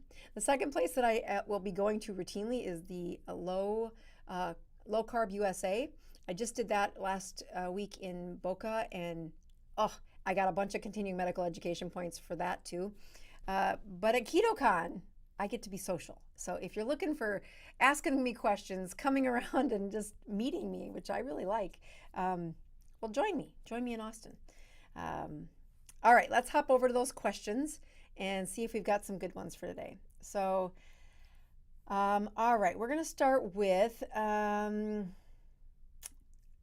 some of these questions came from last week, so I'm going to highlight them and see if they still make sense. One of them was, if I'm night shift, when would I check the Dr. Boz ratio? At 5 p.m. or when I wake at 7:30 in the morning? You would want to check it at 7:30 a.m. when you're done with work. That's going to be, my night shifters, I do everything to help them not be the night shifters because especially if they're metabolically sick, it's really hard to fix a metabolism when your nights are days and days are nights. But I tell them, you don't get to eat at night. You eat at first thing in the morning, right before you go to bed. And although that's not ideal, it's more ideal than eating at night. You fast at night. The dark hours need to be salt water only, black coffee, I guess, if you're trying to stay awake. But you check your DBR after the cortisol rise. That's a puzzle. Cynthia, 63 years old, and recently had my thyroid removed, January 2023, for cancer. Congratulations for getting it out and being cancer-free and feeling fine after surgery. But fasting weekly, 72 hours, and my blood glucose is 80, Dr. Bau's ratio of 40. I'm back at the gym 3 times per week. Would adding a sauna be too much? Well, what I would do, especially when you're trying to stress a metabolism. So congratulations for transitioning through some pretty hard health problems like cancer and really trying to study your metabolism through that. What I would be interested in, or what I would suggest is to not add another stress per week, but maybe substitute one of those workouts for the sauna. It is a different metabolic stress. When I see the routine folks going to the gym, often I hope that your trainer or whoever's guiding you at the gym is having you use different muscles each time you're there, waking up different mitochondria, really stressing your body from different angles. But I know that if you were put in a sauna and you were asked to off-put heat, like which is what happens in a sauna, then a whole bunch of new mitochondria are getting stressed. So I would keep it at 3 times per week, but I would substitute one. All right, Melissa says, I am insulin resistant, but I have been fat adapted for months. Is it better to saltwater fast only in that case instead, or is it better to preload a saltwater fast with a sardine fast? So I will tell you, if you're stalled or if you're looking for the best guarantee, especially in my insulin resistant patients, that I've seen them stall, and they think they're doing everything right. When we put them in the program and we say, okay, you've got these other 8 to 10 accountability coaches, and they all see your numbers every day, morning fasting numbers. Suddenly their choices are way better than they were when nobody was watching. That just makes you human. That's not exciting. But then when we push them all to say, I'm going to rev up your metabolism. I'm going to put you in a sardine fast. The sardine challenge. The sardine challenge starts with the first bite. You got to have a can at the beginning. Don't start the timer until then. You got to have 3 days worth of sardines, and I don't care if they're morning, they're night, I don't care when. What's happening there is, especially my people who are insulin resistant, but they think they're fat adapted, and I don't doubt that you are. Most people eat the sardines, they don't get diarrhea, they don't have fat in their stools. I mean, their body knows what to do with the fat. But the challenge of that good of a menu, which is high fat, medium protein, and volume of food. I mean, really, the volume of food is impressive, how much it is much less than what they typically eat. And those 3 stressors, boy, it just spins every metabolism up. I have another whole crop of students that I cannot wait to study the data collectively, not just one-on-one like we've been doing, but collectively look, what did it look like during their sardine challenge, and what does it look like during sometimes their first water fast only. And had I done the water fast to them before I really revved up their system, we wouldn't have got this. We wouldn't have this kind of results in the water fast only. So I think I answered your question there with start by make sure you're studying your numbers. Don't do these things without evidence. I mean, there's pain involved with only eating sardines every day. Make sure you're getting the return for your pain, and that means you got to check your numbers. Why do ketones go down during sleep? I would think that the use of them would slow down during sleep. Why do ketones go down at night during sleep? I would think that the use of them would slow down. Well, ketones purr at night, meaning you're not having a big stress. You're just trying to meet the demands of your body. In fact, I have a coach who's in our class and just a great teacher, one of the best coaches, and she is wearing a continuous glucose monitor recently. And in the past, she had worn one of those continuous glucose monitors where you have to run the phone over the arm or the sensor to see what the labs were. But this is this is the glucose monitor that I have patients get, and that is 24 hours a day, 7 days a week. You must calibrate it every day, but it tells you what are your glucose. And she goes, my glucose during the day has been 80s. I'm doing really good. But at night, my body is defying me because, it's just betrayal. My blood sugars go up to over 100 while I'm sleeping. And I'm like, yeah, that's the problem.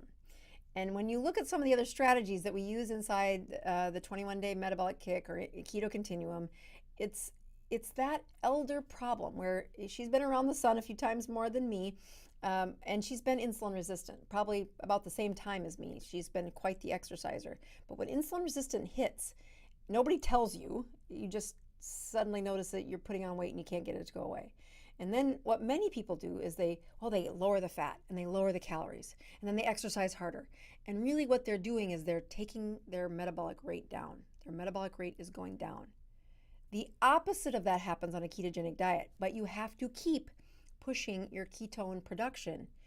The gentleman who's trying to build muscle mass, his ketones have been too low. They need to be stimulated. He needs to get them higher. And we're teaching him how to do that. But if he just purred along, eventually he's where he is. He's stalled for over 6 months. That's why he joined the course. Like, why can't I get that bulking of my muscles and lose these last few pounds? And it's because his metabolism is stable. How do we know it's stable? Because we check his numbers. He checks his numbers and we get to see them. So this woman who I said, all right, that eating at night that, yeah, you do a good job when the team's looking, but when the rest of the universe isn't looking, it's harder to not eat at night. Yeah, that's what is happening to make those sugars higher at night. So almost all the folks that I study, and these are folks that, yeah, there's plenty of athletes in there, but most of the folks have had high insulin. They've been insulin resistant. And the years of insulin resistance has led to higher blood sugars at night, which invariably is a sign of a time of low ketones. That's why I want you checking in the morning. I want to know what you do overnight.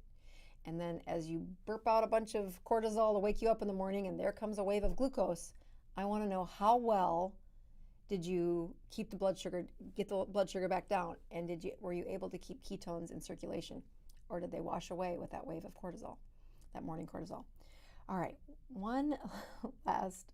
Actually, the counterculture is the one that I saw the question come in as I was doing the show. So I'm going to read your question, and we'll call that the last one, because I'm in my 72-hour fast too. I'm not usually when I know this show is done. First of all, I usually have ketones during this show. So if I'm not feeling great, I have plenty of ketones that I'm making today, but well, I'm just done and my face hurts. So I'm going to do this last question and call it good. Here we go. Counterculture says, I'm confused. I'm extremely insulin resistant and have 100 pounds to lose. Do I start with 3 days of sardine any time of day, not in an eating window? Then I eat keto, intermittent fasting, or water fast? So it is a great question, and it is one that is often confused with insulin resistant patients, because what the answer is related to how well you do in that sardine fast. That I don't need you doing a water fast as long as your metabolic stress is still measurable. So in your sardine fast, there is no eating window. It is this open range, free range for food. It's just that your menu is limited to sardines and oil. And that sardines and oil will spark an increase in ketones. I'll tell you, one of the key ingredients to this metabolic health kick working is the accountability, is the people that they know. My numbers are displayed in every one of the classrooms. So I know that it would be really easy for me to say, oh, I've got this, infection or whatever is making my face swell. I'm tired. I'm just going to break my fast tonight and not make it to 72 hours. But I am impacted by positive peer pressure too. I know that, no. All of the students are going to see my numbers in the classroom tomorrow, and they're going to know, did I break my fast or did I not? And I know I can make it to 72 hours. I'm having a bit of a pity party because I don't feel good. But so do my patients. They don't feel good. And when people have 100 pounds to lose, saying, well, how do I do this? How do I do this? The biggest mistake that I see is they're missing true accountability. And I don't just mean that a friend is trying to watch you do keto. The friend is doing keto with you. The friend is checking their numbers, and you guys can share each other's numbers in these dashboards. We teach this in the metabolic course. It is a very powerful part of the course. Like, we don't want you to show us forever. We want you to show your accountability partners forever. And we don't want it kind of saying, oh, I ate 20 carbs today with no accountability. We want, what did it do to your metabolism? So when somebody who's insulin resistant saying I need to lose 100 pounds says, okay, I got to just start the sardine fast, and I start it and there's no eating window. Yeah, there's no eating window. Eat them. But then you get to track how well does your body's metabolism stay after that sardine challenge. And in our diabetic, her sardine challenge is truly, it sparked her metabolism. Her ability to do a water fast was never even possible. I wouldn't have you do a water fast if she was a diabetic and asking me on a YouTube channel, should I? No, nobody's watching you. Nobody has accountability to this. And things can go wrong. Now, this diabetic has an awesome coach watching over her. She has classmates watching over her. And she has watched every one of the videos where I said, no, don't do this without learning what you're doing. Put that knowledge in your brain. You can't unlearn it. It's going to be with you as we get you through the 21 days. And then you can fly free. You don't need me once you learn this. You probably need an accountability team, and those don't cost you any money. They're volunteer. And I think those are the ones that last the best and really do spark people into that type of metabolism that doesn't just last a week and then they gain it all back.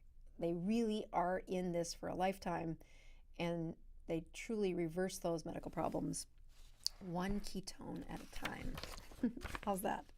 All right, so I am going to put a show note at the end. Insulin resistance is super weird to talk about, and it's got a lot of rules, but we have a really good video that we're going to put in the end screen. So that won't be for you people in the live, but the people that are watching this on replay, there should be an end screen that has an insulin resistant video.